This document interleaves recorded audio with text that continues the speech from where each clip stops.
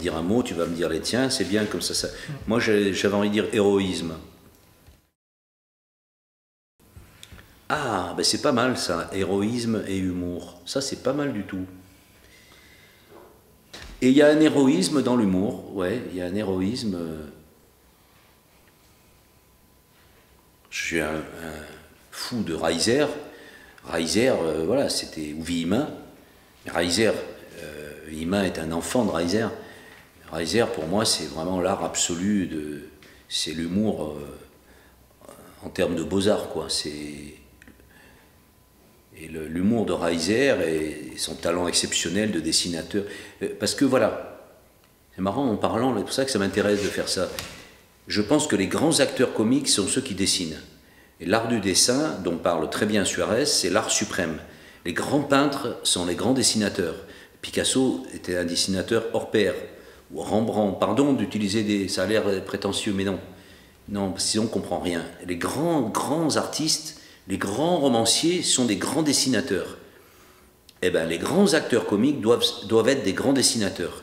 Et Ariane Mouchkine nous disait toujours « dessine-toi dans l'espace ». Quand on faisait Harlequin ou Pantalon, dessine-toi. Il fallait que le corps ait un dessin. Il faut qu'on se voit, mentalement, qu'on se voit dans l'espace comme sur une page, comme un dessin sur une page blanche. C'est là qu'on joue. Le rire, ça c'est vraiment l'axe de ma vie, et des fois je l'oublie. Je suis tellement plongé dans la littérature, dans mes passions de cinéma pour Bergman ou pour Cassavetes, non, lui il n'oublie pas le rire, que des fois j'oublie que quand même l'axe de ma vie c'est le rire, ou pour Suarez, ou pour Benedetto, et que vraiment quand même ce qui fait mon talent, presque j'allais dire ma mission sur Terre, c'est de faire rire les gens. Et que ce que j'aime quand même le plus, c'est de rire. C'est vrai aussi que le débordement général qu'a pris à la télévision le rire rend méfiant. On devient parano un peu, c'est-à-dire ce rire obligatoire et général dont parle Alain Finkielkraut, je le ressens pareil que lui, c'est un cauchemar. Pour moi, c'est une des formes du fascisme. Ce rire de la télévision, là, c'est effroyable. C'est la régression totale de la pensée. Je n'ai aucun, je n'ai aucun snobisme sur le rire. Je ne suis pas fan de Louis de Funès, mais j'adore Paul Prébois, j'adore Galabru, j'adore les ch'tis, j'adore les cabarets, Pierre Dac, j'adore les chansonniers, les grosses têtes, ça me fait rire. Mon histoire n'a pu sortir que par le rire. Je ne sais pas faire autrement que... Si, j'ai écrit Les Carnets d'un jeune homme, tout ça, mais c'est quand même, c'est pas ça mon art. Je ne peux parler de moi qu'en faisant rire, parce que... je sais pas pourquoi, ça c'est le mystère du comique. Hein. C'est pour l'histoire de Molière, qui rêvait d'être tragédien et qui était obligé d'être comédien pour avoir du succès. Il a fallu après avoir joué Nicomède devant le roi, il a fallu qu'il fasse... Bon, Ariane a dit une improvisation, je ne sais pas si c'est vrai, mais en tout cas qu'il fasse une comédie pour emporter l'adhésion.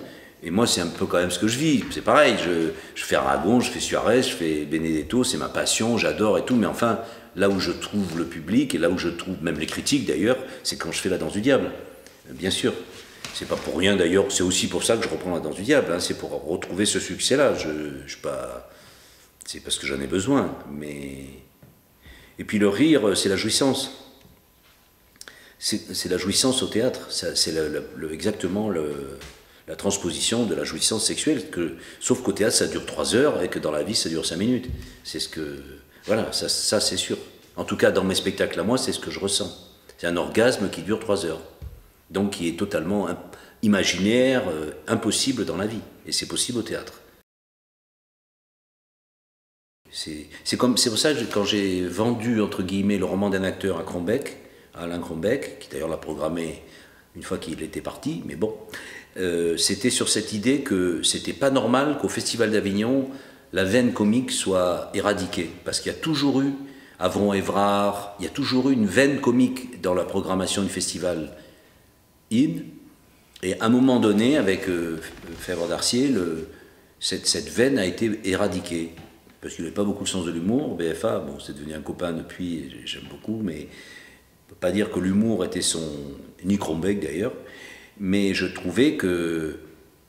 D'ailleurs, par exemple, Savary avait engueulé, pas insulté, mais engueulé Crombeck publiquement dans les journaux en disant moi je t'ai connu, tu déchargeais les camions, j'ai fait de toi mon administrateur, maintenant que tu diriges Avignon, tu me méprises.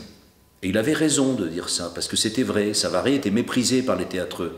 Et Crombeck était quelqu'un d'exceptionnellement intelligent et sensible, a répondu, et l'année d'après, Savary a créé le Songe une nuit d'été à la Carrière Bourbon, et a fait un spectacle absolument merveilleux, que lui seul était capable de faire. Et ben voilà, c'est pour dire, Crombeck a entendu cet appel, et immédiatement, et quand je lui ai écrit pour le roman d'un acteur, je lui ai dit c'est pas normal que la comédie, dans toute sa noblesse, et la farce même, n'ait plus sa place au Festival d'Avignon. Moi je veux jouer le roman d'un acteur parce que ça fera rire les gens, et il m'a entendu. 15 jours après, il m'a téléphoné, on s'est vu dans un bar à la Bastille, il m'a dit tu veux faire ça où? Au Claude Descartes.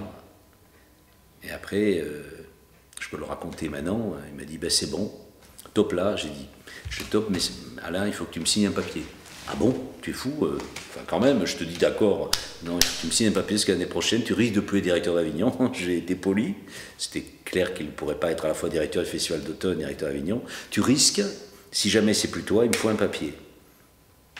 Il m'a dit bon, il a pris un papier, il m'a signé, je sous-signale un Crombeck, engage Philippe Cobert en roman d'un acteur, et j'ai dit au Claude Descartes, mon Claude Descartes. Mais j'ai bien fait parce que l'année d'après, c'est BFA qui dirigeait Avignon, qui reprenait le... Et la première chose qu'il a dit à Véronique au téléphone, il a dit ah oui mais moi au Claude Descartes j'ai des projets donc ça ne sera pas possible, il faudra qu'il aille ailleurs. Et là, je suis arrivé avec mon papier, il m'a dit ah bon je peux rien faire.